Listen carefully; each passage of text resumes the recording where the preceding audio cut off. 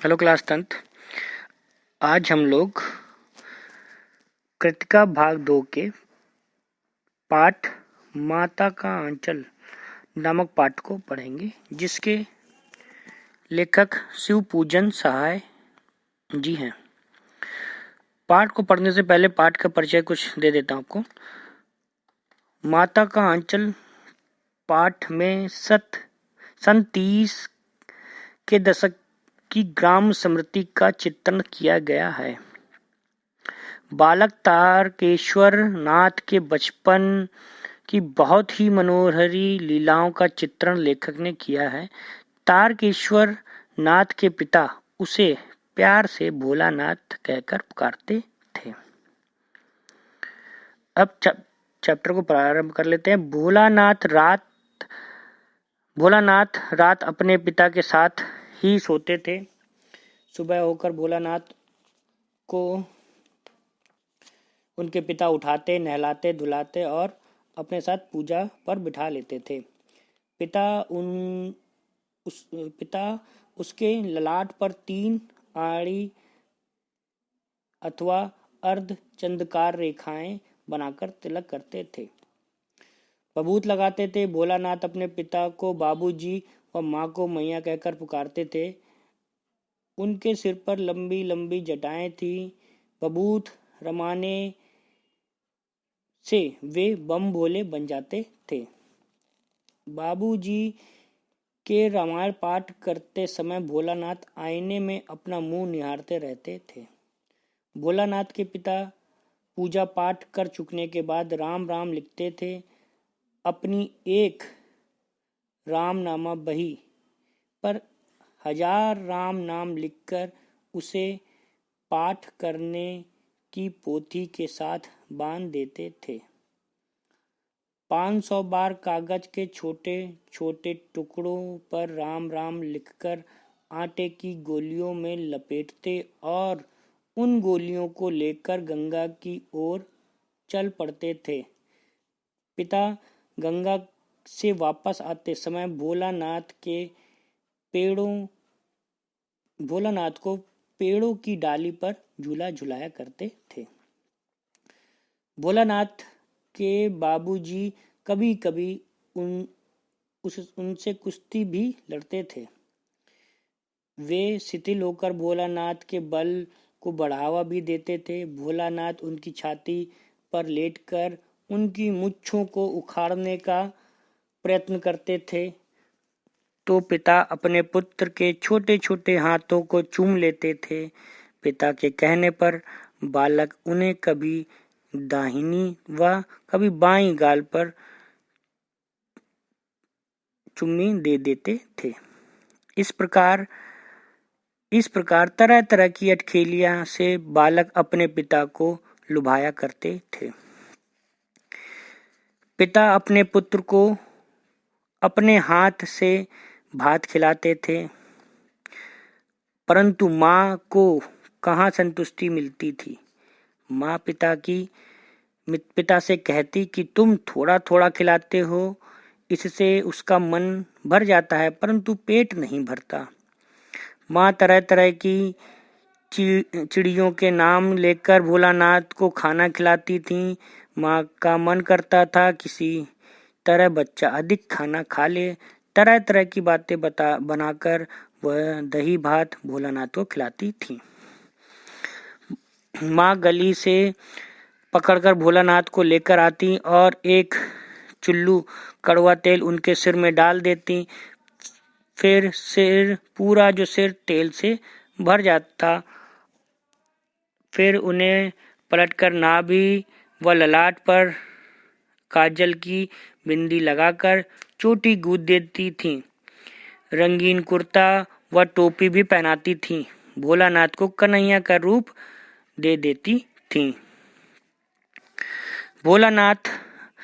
बालक भोलानाथ अपने पिता के साथ मिलकर घर के चबूतरे के एक कोने पर तरह तरह के नाटक खेला करता था। कभी कभी वहां मिठाई की दुकान लगाते, उसमें ढेले के लड्डू, पत्तों की पूरी कचौरियाँ, गीली मिट्टी की जलेबियाँ, फूटे घड़े के टुकड़ों के बताशे आदि मिठाइयाँ सजाते थे।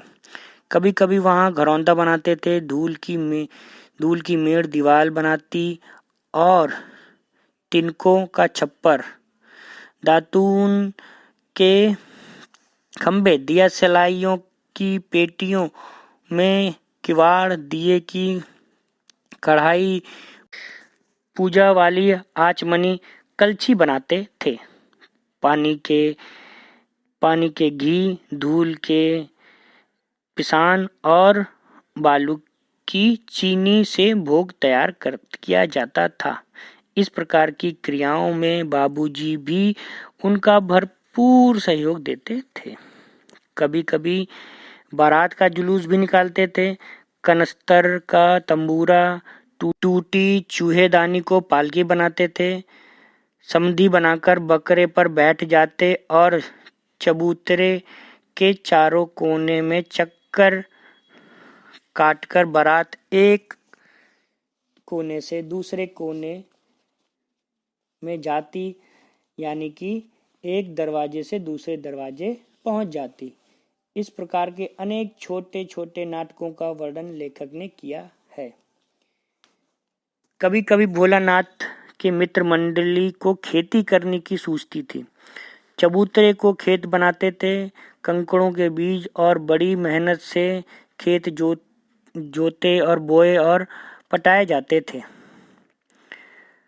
फसल तैयार होते देर न लगती थी और हाथों हाथ फसल काट भी ली जाती थी। फसल को एक जगह रखकर उसे पैरों से रौंदते थे। कभी इसी बीच बाबूजी आकर उनसे पूछ बैठते थे, इस साल खेती कैसी रही भोलानाथ?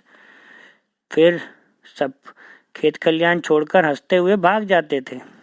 बचपन में कुछ शैतानियां करते वक्त जब वे किसी दूल्हे को आगे किसी पालकी में बैठा देख लेते और तो वे जोर से चिल्लाया करते थे, रहरी में रहरी पुरान रहरी, डोला के कनिया हमार मेहरी। इसी पर एक बूढ़े वर ने बालक भोलानाथ को बड़ी दूर तक खदेड़कर ढेलों से मारा था। वैसा बेकार आदमी बालक भोलानाथ को कभी नहीं मिला। आम की फसल में जब आंधी आती है तो आम पेड़ों से गिरने लगते हैं। भोलानाथ अपने मित्रों के साथ बागों की तरफ चले जाते थे। एक बार बाग से वापस आते समय बूढ़े तिवारी जी भी मिल गए। वे तो बैजू भोलानाथ के मित्र, जो कि भोलानाथ के मित्र थे, ने उन्हें चिढ़ाना प्रारंभ कर दिया। उन्होंने सबकी खूब पिटाई की। स्कूल में भी जब उन्होंने शिकायत की तो गुरुजी ने भोलानाथ को भी खूब खबर ली। भोलानाथ के पिता जब खबर सुनकर पाठशाला चले आए और अपने बालक को पुचकारने व फुसलाने लगे। भोलानाथ ने रो रो कर बुरा हाल कर रखा था। पिता ने अपने पुत्र हेतु गुरुजी से विनती की और अपने पुत्र को लेकर घर की तरफ आ गए। रास्ते में भोलानाथ अपने मित्रों के साथ खेलने लगा। वहां खड़े लोग कहने लगे कि लड़के और बंदर पराई पीर नहीं समझते। एक दिन एक टीले पर जाकर उनकी मित्र मंडली ने चूहों के बिलों में पानी डालने लगे। तभी उस बिल में से एक सांप निकल आया। सब रोते चिल्लाते बेतहाशा भाग चले। किसी को कहीं चोट लगी, किसी के सिर फूट गया, किसी के दांत टूट गए। भोलानाथ की सारी देह लहूलुहान हो गई। पैरों के तलवे कांटों से छल्ली हो गए। जैसे ही भोलानाथ घर में घुसा, उनके पिता हुक्का पी रहे थे। उनके बुलाने पर भी बालक उनके पास नहीं आया। सीधे माँ की गोद में जाकर उनके आंचल में छिप गए। अधीर होकर माँ भोलानाथ से पूछने लगी और बड़े ही संकट में पड़ गई कि आखिर क्या हो गया उसके लाल को। माँ ने झटपट हल्दी पीसकर भोलानाथ के घावों पर लगाई। घर में कोहराम मच गया। बालक सांप सांप सांप करते हुए कांप रहा था और वह आंखें खोलना चाहता था, परंतु फिर भी वह आंखें खोल नहीं पा रहा था। माँ बार बार उसे निहारती और गले लगा रही थी।